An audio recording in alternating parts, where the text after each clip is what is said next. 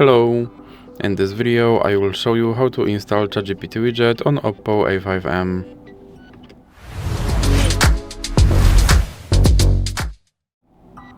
So you have to start by opening your Google Play Store, then click on search bar and type in Wally AI and click search, and then click install.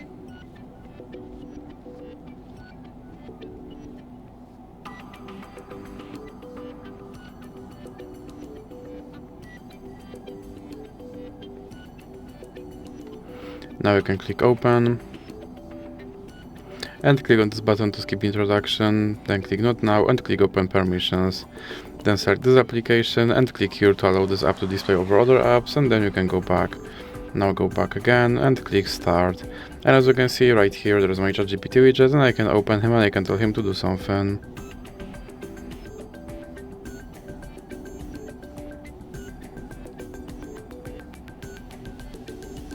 And as you can see, he responded.